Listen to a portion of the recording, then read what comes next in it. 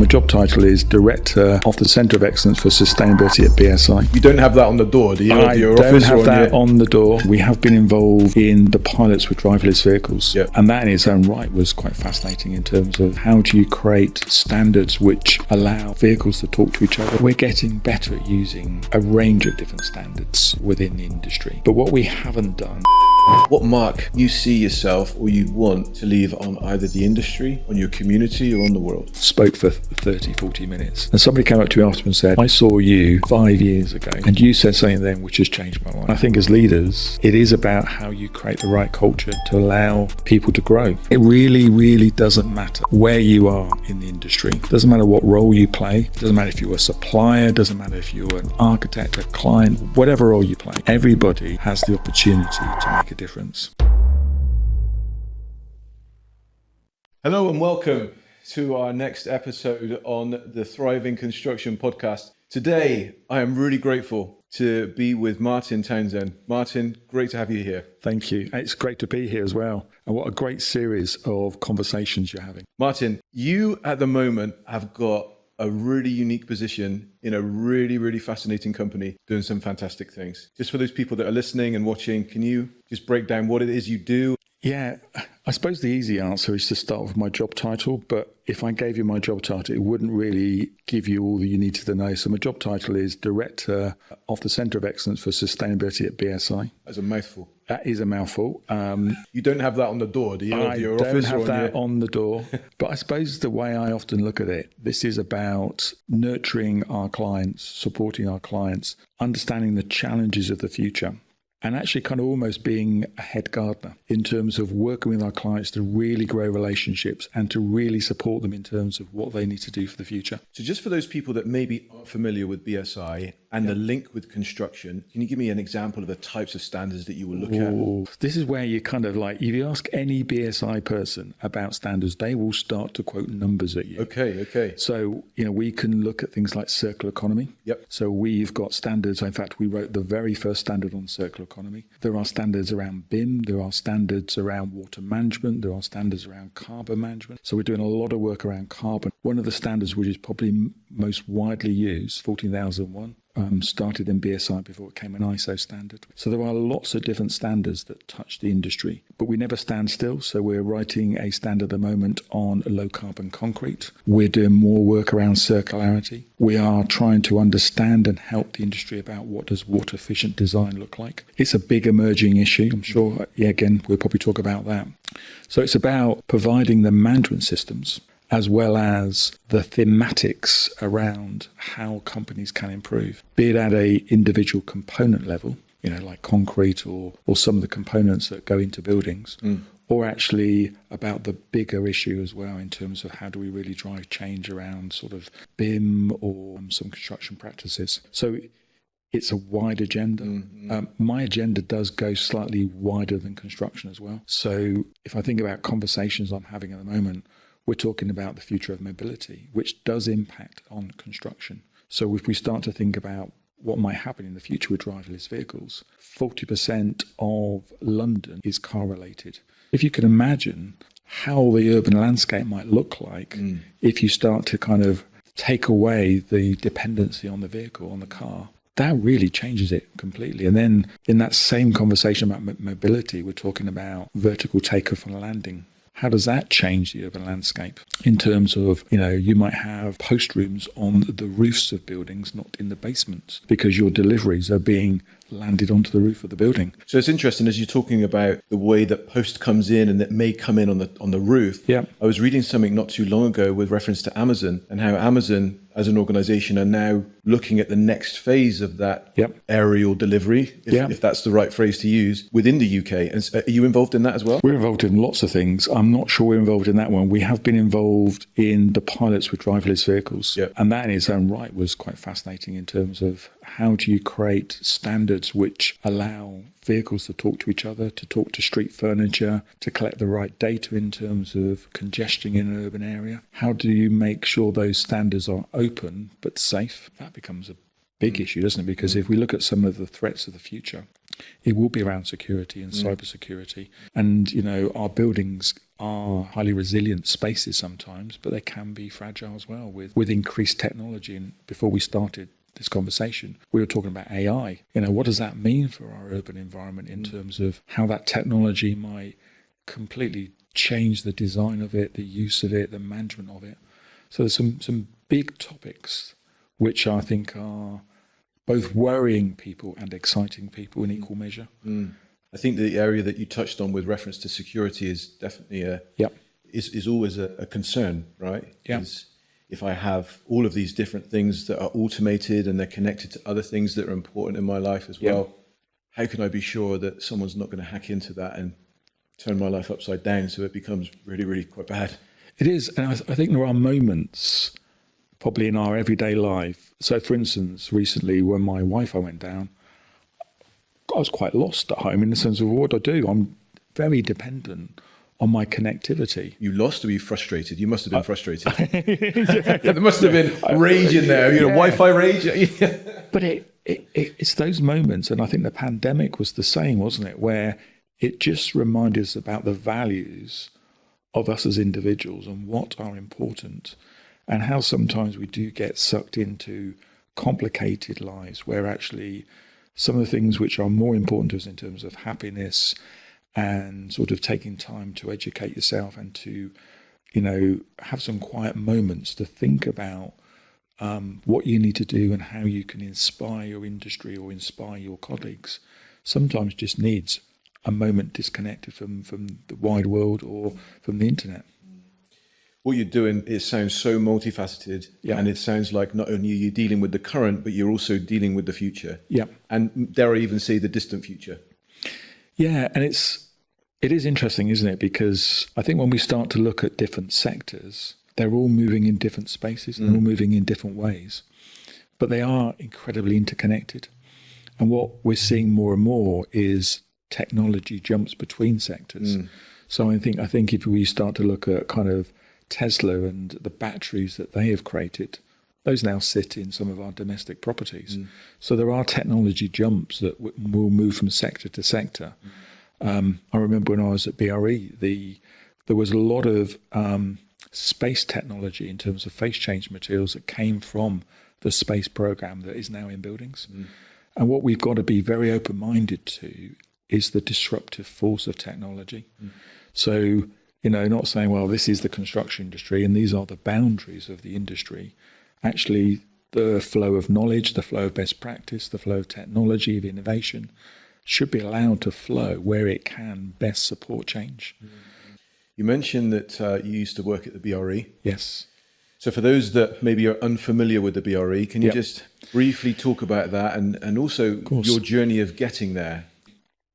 I love to give you the impression that it is very mapped and very conceived. I would say it's more organic. Okay, this is your journey on about of how you are where you are? Exactly. Okay. So, yeah. It was interesting this morning when I was coming here. I started my working career just down the road. I started working, I worked for Tarmac, and I worked in materials design and testing. Okay. And some of our depots were down the road for sort of the expansion sort of into East London. And it's really interesting how life was very simple back then. Okay. Testing materials, understanding their performance, advising in terms of their use, in terms of concrete and construction materials, etc. Really simple life. And I think sometimes you forget how much the world has changed. It's only when you step back and you just remind yourself the urban form, the materials side of it, even some of the health and safety parameters. But from actually working in testing, I then sort of did more civil engineering based work. I then moved from there into water companies. So I worked with a lot of water companies and then moved into the Environment Agency. So I did a lot of policy work, which was fascinating in terms of thinking about sort of environmental policy, which I suppose is where my sustainability roots really started to flourish. I then went to work for DEFRA, working on construction within DEFRA, at a time when DEFRA was just really starting to write the UK strategy around sustainability. So really fascinating time in terms of that as an opportunity to influence. Also things like the new waste strategy was being written at the time. And then from there, went back to the Environment Agency, and from there went to BRE.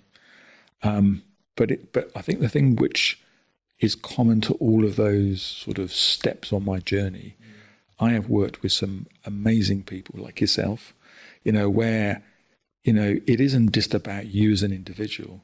It is about the people that you work with that inspire you. Because you've got to be quite humbled in life, because everybody has something to contribute to, especially around the built environment, because it is a complicated space. We are talking about the people and the environments you're placing them in. And it has so many dependencies in terms of, the energy you consume, the health environment you might create, the urban spaces and access to wider spaces you create. And I think BRE was really quite an important part in my journey, because it was about sort of being in an environment that was very research-based, but was very, very rich with some absolutely amazing people. Everybody I used to speak to on a daily basis within the canteen or in the office would have some new ideas, new stories to tell. And some of the things like the Innovation Park was a really good demonstration at the time of how you brought some of that to life. So it's, that part of my life was really good. And then probably more importantly, bringing BREEAM from kind of just being a UK-based standard to being a truly international one. And that was quite eye-opening at the time, because you can say, well, actually, it's a relatively simple step to take a single standard to become an international standard. But then you start to realize the importance of words and the importance of culture, the importance of materials, the importance of climate. So as you start to think about what does a building mean in the Mediterranean, what does a building mean within sort of, Scandinavia, for instance, it's a building, yet the culture, the climate, the materials, the practices are very, very different, because you've got a different temperature range. People use the spaces between buildings in warmer climates very differently. They will use them as spaces to gather, to socialize. Whereas in colder climates, basically that's not the practice. So you really have to reset and rethink how you are driving change in a really constructive way, which is better than current practice. And that is really quite a sensitive thing to do, because you don't want people to aim for the certificate as the outcome. You want them to aim for a better building, a better community as the outcome. And I think one thing that's really fascinating me at the moment is how do we as professionals truly measure the impact of what we're doing in the activities we are following. Because I think we get fascinated by single metrics like carbon savings or net zero. Yeah. But what does it mean from a societal perspective? What does it mean from an innovation perspective? And how do you measure progress?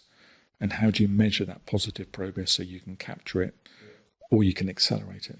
That's a really good point there. So when you were at the BRE, so we take BREEAM as an example, and you were there, I think, around the time where, if not BREEAM was new, was it not created under the time when you were at the BRE? And then how do you measure, or you think, from my time at the BRE, how do I know, or how do the BRE know that BREEAM has done its job, whatever that is, or made it better, whatever it is? So there was a moment, and as I suppose in all of our professional careers, I remember the moment where we were sitting down and going, okay, so we do new construction. Should we look at existing buildings? Should we look at communities? What is the life cycle of buildings? Because we are having a conversation about internationalizing BREEAM, but actually what we're talking about is internationalizing BREEAM for new construction. Should we think about in use, communities, refurbishment? What are the stages that building goes through, and what's the role that best practice plays within that? that kind of system, I suppose, that ecosystem of change. But you're right. We did a lot of work with, I think, Maastricht universities and other academics about what's the true impact of what BREEAM has done. And it has transformed. And I think some really good examples were some of the work we did around sort of domestic buildings and the Code for Sustainable Homes, because that was very well researched, I suppose, in the sense that there was the period when the code was created. There was the period then in 2014, I think it was, when, no, it was later than that, where they decided to get rid of the code. And actually the industry kicked back to say, actually, the reason this really worked for us was the fact that it gave us certainty. It gave us not just what good looks like, there was a kind of a clear understanding between what current performance is, what future performance is. It gives us a procurement specification language, I suppose, to say I need a code level 3 home or code level 4 home. And I think the same with BREEAM, which it starts to become a narrative, doesn't it? And when you start to talk to assessors around how it's used, and some of the assessors, you know, like yourself and others out there, are really inspiring, because the level of detail they go to with the team to get the right outcomes is impressive, because it's the detail that matters in a building.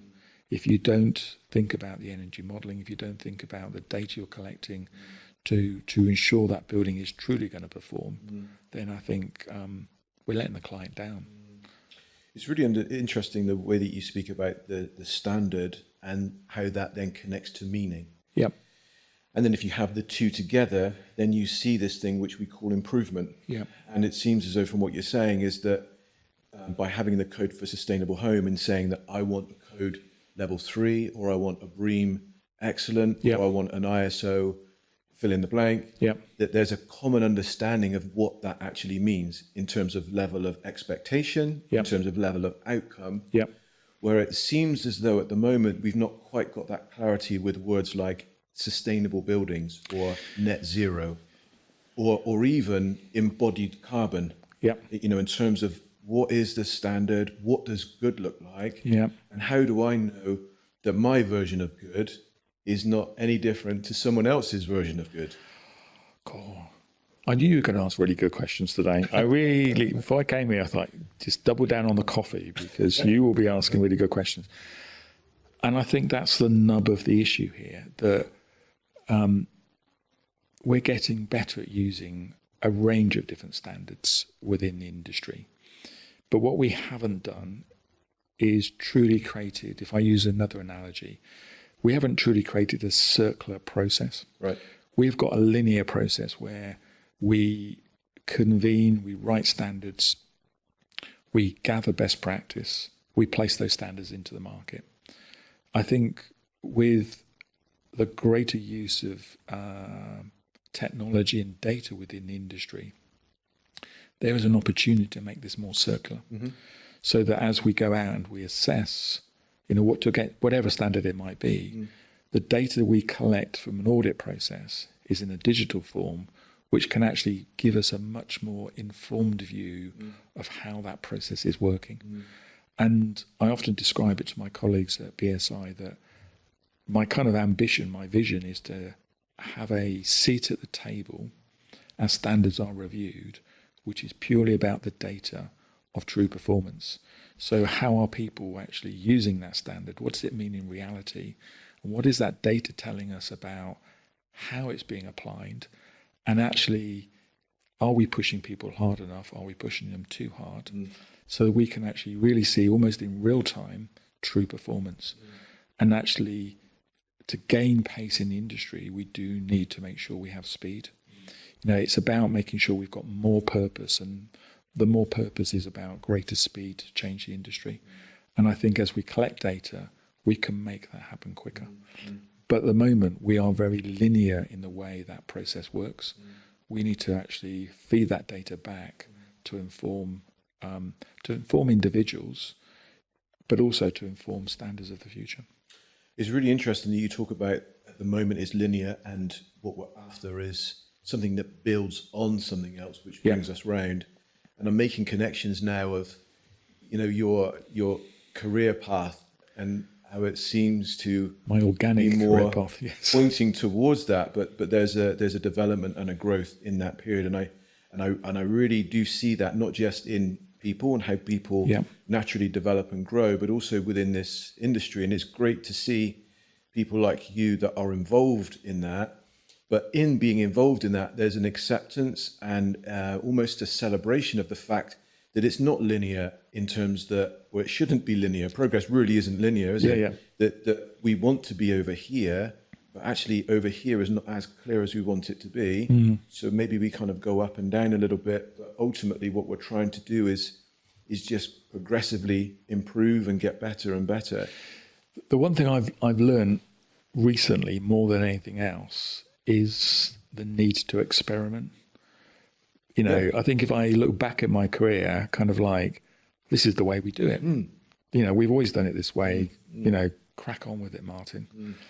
But more recently, I'm not sure if it's age or it's wit or it's wisdom. What a combination of all three of them. Yeah, exactly. All three of them, of course, obviously. You have all now. You didn't when you were younger, Martin, but you do now. I know, yeah. Is the need to experiment. If we try it this way, what will happen? It didn't kind of work. That's okay. And actually, if you construct your experiments in whatever you're doing in the right way, you can really drive change in a much more, in a quicker way, I suppose.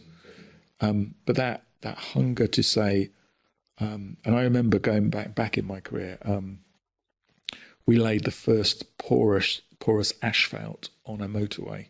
This is years and years ago. It really didn't go well. I think it was down just for a few months. But it was, and that didn't work, guys. But it was a really good experiment. And I kind of forgot about that if you're trying to make change happen, sometimes you have to be courageous and you have to take risks.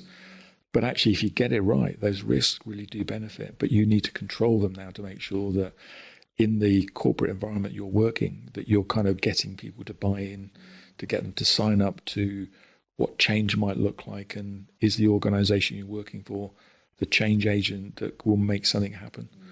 So when you say that, I hear the word play. Yep. And when you think of play, that's where things are discovered, right? When we're children, I'm sure you were similar to me, go out, get into mischief, realize, that didn't go right. I've learned from that one. Yes. And other times you're like, that went really well. I didn't think I'd be able to do that, but I've actually done it. Yep. Let me see if I can build on it. Yep. And so how does that translate for you then with your team and encouraging that sense of exploration, play, development, growth? Because there's quite a few people that are under your guidance, aren't there? So we do a lot of innovation work, which I think is that play space, isn't it? How do we ensure that we're innovating, supporting change, learning from those experiences, trying to guess what might come next? And that is about working with all different people across the industry, isn't it? Because it isn't just about your individual view. It is about trying to convene that ecosystem around you to say, right, there's a problem over here. How do we innovate to try and solve that problem? And how do we do that in a way which is an acceptable risk, an acceptable challenge? So I think the role innovation has is incredibly important. And so I've got someone in the back of my mind now that's maybe a listener saying, yes, but all this play, it leads to recklessness, which is wasted money and lost jobs and this, that, and the other. What would you say to that voice that's like, whoa, pull up, let's be sensible here. Play sounds irresponsible. It sounds chaotic. I think, and this is where kind of like, when I've worked with people in the industry, every single project has an opportunity. Every single project. Doesn't matter how mundane it might feel, there is a space to do something better than average. It might not end up with an outstanding building. It might not end up with sort of, winning awards, but every single building has an opportunity. Every single community, every single component that is designed within a building has an opportunity to improve. And it's about your risk appetite. And if you want to make change happen, you don't have to make a big change. You can just take a single element of a building or a single thematic of a building and say, well, what could I do better? And actually do it in a way which is quite controlled. But the bit that worries me at the moment is as we become, as the margins become tighter within the industry, as risk appetite gets more controlled, people take less chances. And does that have the risk of slowing the industry down to improve? So I suppose my call to everybody that takes a moment to listen to this podcast is you have the opportunity to take all of your professional learning, be it from university or from previous projects, and in everything you do, you could do something which is better today than it was yesterday. That's up to you. But if you do that, that's kind of, inspires other people, but also it should give you that kind of professional pride that you've taken the knowledge you've got from another project or what you learned at university and you've done something with it. And if it doesn't work, that's okay. Be honest about it, be open about it, and then pick yourself up and just go, well, what went wrong and what do I need to do differently next time? It's a fantastic invitation.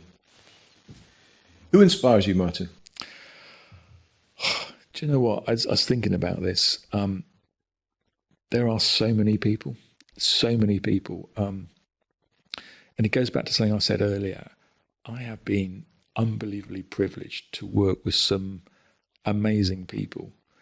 And what is fascinating is that when I reflect on the people who've inspired me, sometimes they are the most unlikely people. Okay. So who? Give me an example. Drop some names. Oh God, I probably don't know them, but start name dropping. Oh, name dropping that's always a difficult one, isn't it? So when I worked at BRE, I did a lot of work with the Green Building Councils, and all of them are very different because they're all working in different countries, all trying to achieve different things. But all of them, all their CEOs were driven, were passionate, were change agents.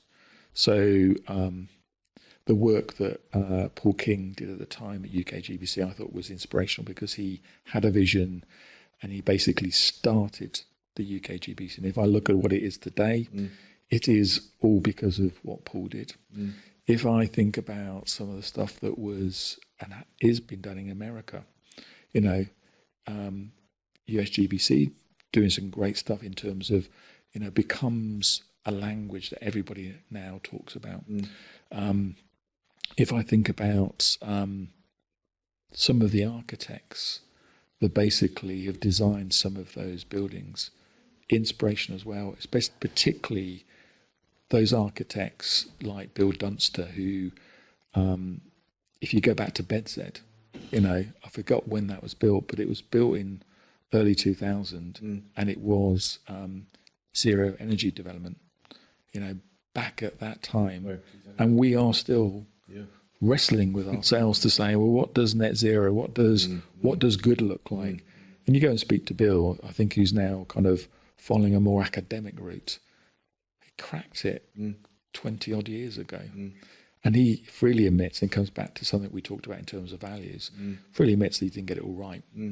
He had a sewage treatment work on there to kind of make it self-contained as well. But he made some amazing kind of breakthroughs, which the industry then decided, for whatever reason, to ignore. So when you get these leaders in terms of change, some of them are inspirational, but they also become frustrated because they know some of the answers and they just go, well, come on, guys. I think that's the path of a leader, though, right? Is to be frustrated. Yeah. I'm just going to sound really, call it as it is, sound really unsympathetic. If you're a leader, you're going to feel frustration. I think you're right. I don't know of a leader, unless you do, that has never been frustrated by the thing that they're trying to lead in. But I think that's an important value for your listeners, isn't it? There will be some people out there who might seem to be frustrated or angry. Pause and ask them why. Because I remember many great conversations with Bill about all sorts of design that he had done around domestic commercial buildings, his vision of the future in terms of, electrification, cars, bikes, etc., etc. And there was an immense frustration in terms of, well, why people don't get this? So you had to kind of pause and say, well, come on, Bill, unpick this. Right, yeah. Explain to me. Yeah. And, the greatest cups of coffee I ever had, we were sitting down with him in the BRE canteen, trying to understand what his vision was in a measured, managed way and going, yeah, I understand it now. Because that kind of frustration sometimes can be a negative force. You've got to really get underneath the skin to turn it into a positive force, haven't you? And find your people as well. Yeah. The impact that he's had on you has been there. Yeah. And that will ripple out and continue. And I know that you inspire other people, and I know you feel frustrated with different things and other things. And so that ripple effect goes on and on. It does. And one of the things I'm wondering is, going back to the childhood. Yes. What was your source of inspiration, or who inspired you back then? Because they say, lots of psychologists and other people will say that we are definitely imprinted and impacted by the things that happen to us as children. And I'm wondering, what was a source of inspiration for you? It's a fascinating question, isn't it? Great, stable home environment, I think, was really positive for me. Right. But if I think about, when I was growing up, my next door neighbour was an engineer and would kind of work with me to build go-karts in the garden shed. We built these little balloons that when they got to a certain height would drop little parachutes because of the change in air pressure. And I think kind of, as you challenge me, as I think back, some of those kind of sort of engineering moments, right when you were kind of like, actually all you really wanted was the go-kart. You weren't really thinking about the construction of the go-kart. It's just about how fast could you go. But when you think back, there's some massive lessons there in terms of life skills, understanding engineering, how things are made. And actually, I think I used to get told off a lot by my mum in particular about taking things apart to understand how they worked. But is that because you couldn't put them back together again afterwards, or you lost the bits? Take them next door and go, Gordon, can you help me put this back together again? Because I've taken to pieces. I've got no idea how. But it's that inquisitive, isn't it? It's I think we all have to be quite inquisitive. And there are negative sides to being inquisitive. I think I just demonstrated them that I used to take things to pieces and couldn't put them back together again. But as you get older, that inquisitive behavior actually kind of is quite positive, because it then starts to make you challenge some of the current practices and say, well, could we do better? And I find myself doing this in lots of online meetings, is people will put down, we need to do this. And I can hear myself so frequently saying, okay, is there a better way of doing this? Or why are we doing this? So I think being that inquisitive younger person in today's kind of current sort of environment is not a bad thing. You do need to manage it. So inquisitive behavior doesn't become a negative force. It just becomes a way of understanding before you then make decisions. I love that. It's almost like the sowing the seeds that are going to grow later on. That's the picture I've got in my mind. Being inquisitive, taking things apart. Really, at that time, I'm sure drove your mum absolutely mad, and I'm sure she chewed your dad's ear off. And I'm sure she did. After she chewed your ear off. Yeah. But really, what that's led to is where you are today is making a significant impact that is impacting people that are outside of your family, that are outside of your community, and that are outside of your county or your country. You understand? And so I think that sometimes we can just kind of reframe these, what maybe are suggested as failures, or actually is maybe kind of sowing seeds that will grow into something far better at a later point. But we just need to allow time to march on and allow that inquisitiveness to develop, So that, where you are at the moment, if that would have been stifled and stamped out by your mum, yes, you wouldn't be able to have the impact that you are now, because she would have crushed it. Yeah, but this is where I think it's really important to your listeners to kind of understand the environment you're working in. Because if you're working in a really good environment that supports you to be inquisitive, to support you to ask questions, then you will grow.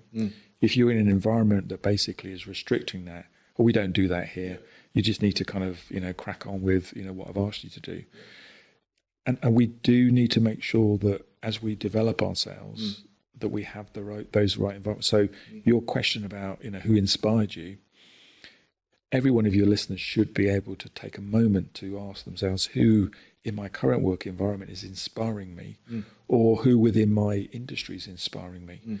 Because we need those kind of people to kind of share knowledge, to give people confidence, make people courageous, to go, well, actually, maybe I could do something on my next project, which is a little bit different.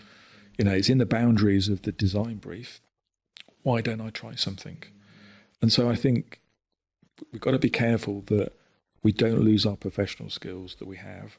We have the right culture where we work to grow and to develop new skills. And we foster those in the right way. So you're right. Good challenge. I'm wondering, Martin, what mark you see yourself or you'd want to leave on either the industry, on your community, or on the world? That is a really challenging question, isn't it? It is this kind of hope, I suppose. And I don't think, we as professionals or we as individuals truly appreciate the impact we have. And it only really came to my mind only a few years ago, maybe 5 years ago, when I was speaking at a conference and I stood down off the stage and as you all do, you guys go, right, let's go and get a coffee and just kind of like regroup, having just kind of like spoke for 30, 40 minutes. And somebody came up to me after and said, I saw you 5 years ago and you said something then which has changed my life. And I went, ooh. You don't realize sometimes when you say words on a stage, what that real ripple effect is. And I think what we have to be careful about sometimes as professionals, as people that want to push the industry forward, we've got to be really careful and cautious about what we say, because we need to inspire, we need to share best practice, we need to kind of have a view on the future. But we got to make sure that as we share those views and those ideas, that how they might land with individuals. So it is about, I hope, that in things that I've said, in things that I will still say into the future, I suppose, that somebody will take some of those and do something absolutely incredible in terms of something in the built environment. Because it is about growing, isn't it? It's not about, what I say or what you say or what any of your other kind of sort of your guests say is the answer. It's the starting point for an answer. And actually, it's about how do your listeners take those ideas, grow them, cultivate them, adapt them for their own circumstances, their own needs. So it might be, well, what comes beyond net zero? How do we think about regenerative behavior? What is the true, meaning of circularity in the built environment? How do we think about water neutrality as we start to think about community development? How do you take some of those concepts and build on them and actually build them into the next developments and grow them even further? So you're not talking about water neutrality in urban developments, you're talking about water positivity in terms of actually thinking about how that's managed. You're not thinking about net zero, you're saying, what's the regenerative step beyond net zero that I can build into design that will go beyond what people are talking about at the moment? I can take, you can take, your other guests can take, your listeners so far. It's about the action, the results that becomes really important. And I think that what you raised there as an interesting question is around net zero. It's just following on from that. So who do you think should lead on it? Do you think that should be people like yourself with that desire and hope inside to sow a seed that enables someone to start something that grows into something fantastic. Yeah. It's almost like a garden show, isn't it, that we're talking about here with these seeds and things growing. But or is it someone like government that have to mandate things in legislation to make sure that change happens, or that net zero as an example? So where do you think that should be led, and where do you think it is actually at the moment being led from? Ooh, double-edged question. I think the most important thing here is that the industry shouldn't wait. And I've seen this when I've been to various COPs, where there's an expectation that there will be, a puff of white smoke, and there will be some kind of regulation which will set the direction for the industry. We don't have time to do that. So it was kind of COP26 was... COP26 I know in guys Glasgow, kind of build like that, wasn't it? That after COP26, like you're saying, that the white smoke is going to rise. Didn't happen. The anointed one's going to come, and we're all going to be saved. Yeah, but there was really series of interesting conversations in the green zone, which is the public zone, which is, look, we, the industry, need to act. We understand that we're not, or we haven't driven the change we need to at the speed we need to. There is not going to be any magic legislation. There is now more and more research which is telling us the impact of the sector, and the sectors, I suppose. And actually, it's the industry that needs to grab this task. It's the professionals within the industry that needs to actually move the dial. Because actually, that's where change will happen. So to answer your question directly, I think it's the industry setting its own pace of change, and it's the organizations, the architects, the materials manufacturers that need to innovate and demonstrate what good looks like, which is where we need to be. If we're waiting for regulations and legislations to come and move the floor up in terms of what is required, then I think we're going to be disappointed. And I know we don't want to get political, but we've seen some of that, as we head towards an election. So it is the industry that really needs to go, right, we need to work together. And maybe we need to work with other sectors where there are other examples of best practice to actually make things happen. So there is no magic bullet, and everybody who's listening to your podcast has a role and responsibility to drive change.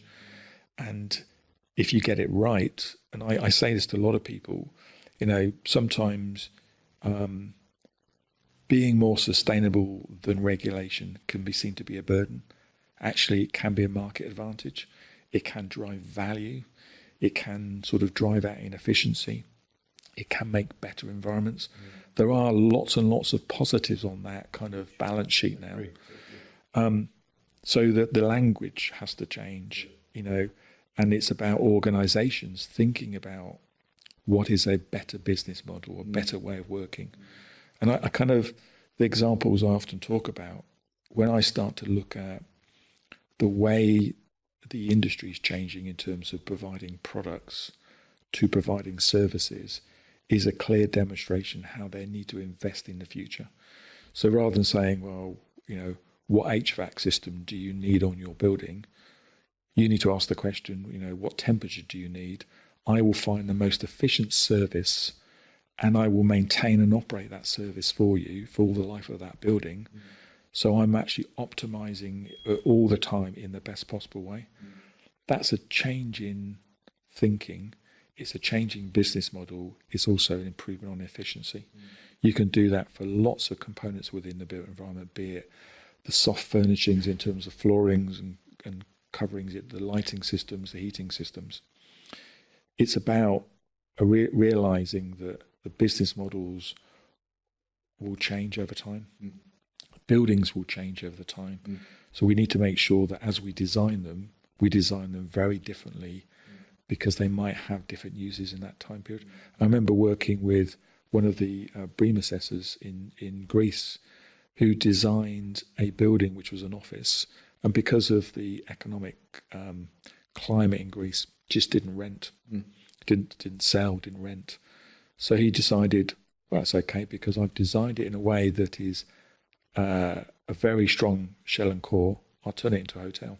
So they convert it into a hotel. Just Pivot. And that, in the built environment, in our urban sort of spaces, we are really going to need to think about what is the primary purpose of that build? What is it designed to do? But what might it do in the future? And how do we design a way that allows that flexibility, that adaptability? Because who knows what a part of the urban space is going to look like in 50 years' time.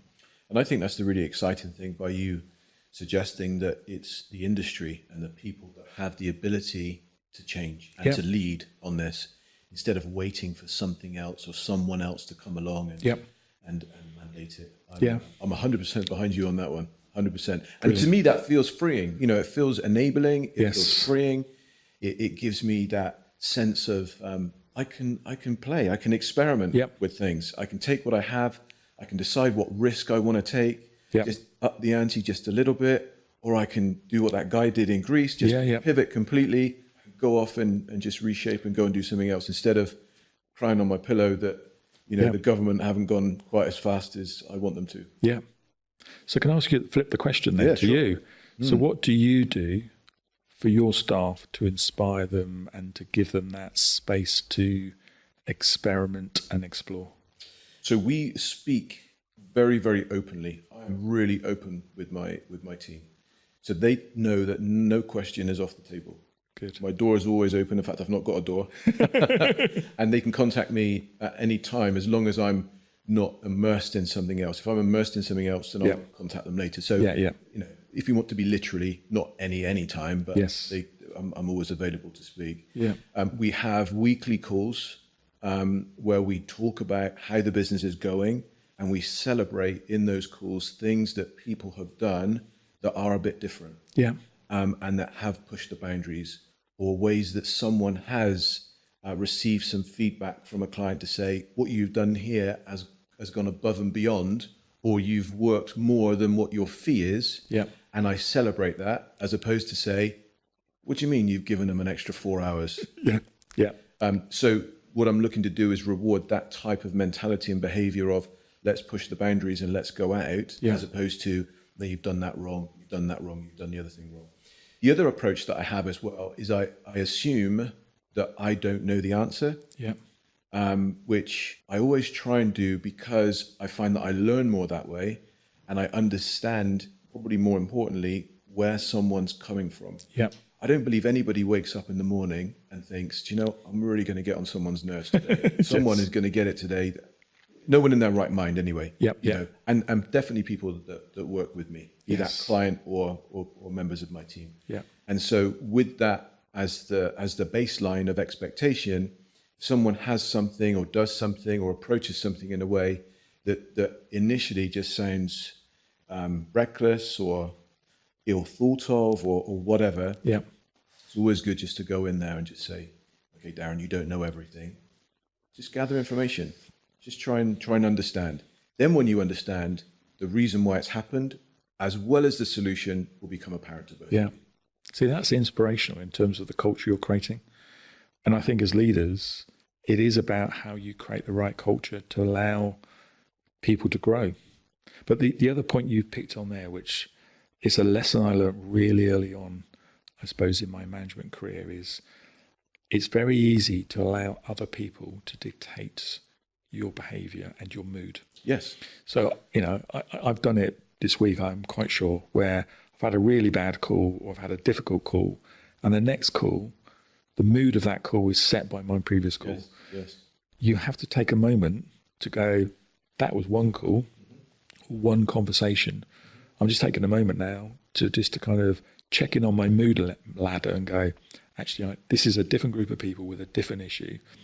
I need to actually set my mood and not let it be influenced. That's a skill that I think sometimes people either haven't cultivated or forgotten, but it's such an important one, because if you allow other people to dictate how you feel, then actually things won't go well. Definitely, 100% agree with that. And I think that going back to, maybe I'm a bit of a power freak, but I like to feel as though I've got the ability to decide how I approach people. Yeah. just because someone has approached me in a negative way or has done something that I'm disappointed about, like deeply disappointed about. Yeah. That doesn't mean to say I have to pass that on. Yes. Which is effectively, what you're saying is, pay the good stuff forward, not other stuff. Exactly. So. But you're right. It's not. I don't think it's taught in schools. I don't know if it's taught in universities. No. I don't know. Where did you learn that? How did you become aware of that? I remember going on a leadership course many, many years ago, and the guy, really good, I think he was an ex-military person, and like some of those skills I learned on that course have stayed with me. Okay. So like, if I say the meeting's 2:00, it's 2:00. And I always remember some of the work we did with the Olympics and going to a lecture of why I think it was the cycling team were so high performing. It's because when someone said you need to be at the training camp at 2:00, actually that really meant you needed to be there at 1:30, getting your gear ready. So when it started at 2:00, you were there. Not that you rock up at 2:00 and you haven't got your kit ready, because a high performing team is about everything. It's about your attitude, it's about your equipment, it's about preparation. So I can always remember that, but also remember this trainer saying to us, your mood is completely in your control. You may not think it is. You might be having a bad day, but that is down to you and your decision that it's a bad day. If you decide that actually you're going to change that mood, that is completely in your gift. And there's that moment going, yeah, he's right. He is right. And sometimes we are very unconscious of the fact that our mood is for us to decide. Well, I'm thinking now that it would be really good to go to the Demolition Zone. Okay. So now, Martin, we are in the Demolition Zone, and you have created this myth here that you are going to knock down for us very shortly. But before we go bashing anything down, what is this myth that's out there that just needs to be debunked or destroyed? So I think the biggest myth, and we've touched upon this a couple of times in our conversation, which is change, performance, progress is somebody else's problem. And it's not. It's something that we all have a role to play in. And it really, really doesn't matter where you are in the industry. It doesn't matter what role you play. It doesn't matter if you're a supplier. It doesn't matter if you're an architect, a client, whatever role you play. Everybody has the opportunity to make a difference. So I'm a firm believer that this is a inclusive, all-in contact sport. That basically, if we're going to make change happen, this isn't about standing back, standing on the sidelines and going, it's somebody else's problem, waiting for government, waiting for my boss, waiting for the organisation to do something which I can then subscribe to or disagree with and then crack on. No, sorry, if that is your mindset, I think you need to stop and pause. I think you need to say to yourself, I need to really now think about what I can do to contribute to make a difference. And it sounds like we have the ability to as well. Not only do we need to do it, but that we can do it. Yep. And it's important that, it doesn't matter where you are. If you're, in your own kind of personal sort of private time, talking to people, share some of the stories, inspire people. I've done that on a number of occasions. I think my neighbours get really annoyed with me sometimes when I start to talk about recycling and what we can do as a community to drive change. Because actually, every opportunity is an opportunity to try and do something different. It is a professional kind of role, I think, to think about every aspect of our life. Well, now that you've cleared it up, destroy the myth. and if you wanted a kind of, what was that? Because you go, what's the blue? Okay. It was no man is an island. Okay. So the blue bit was basically the sea, and basically the I was the person standing on this island because the green bits were trees. Okay. So the whole idea of that was we're not islands. We are actually connected ecosystems where we all need to play a role to drive change. It's a great message, Martin. And Thank I agree with it wholeheartedly. Good. That's the thing that I talk about, not just within my team, but effectively that's the reason I started the podcast. Yeah, thank you. Been a great conversation. Martin, it's been fantastic having you here on the podcast. Thanks for your time. Thanks for your wisdom, your honesty and openness. Thank you. Thank you. Pleasure.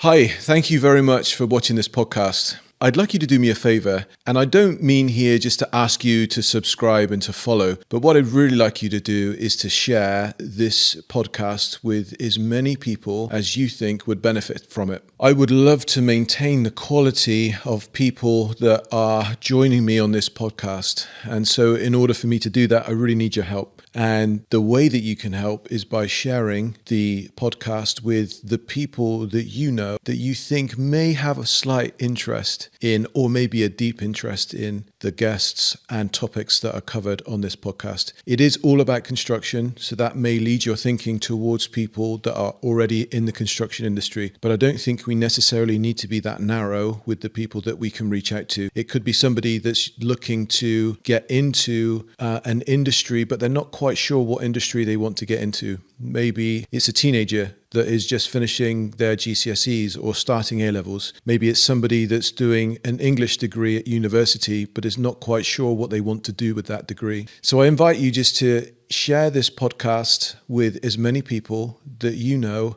so that we can grow this community, so that we can maintain the quality, engaging conversations that we're having together. Thank you for your help.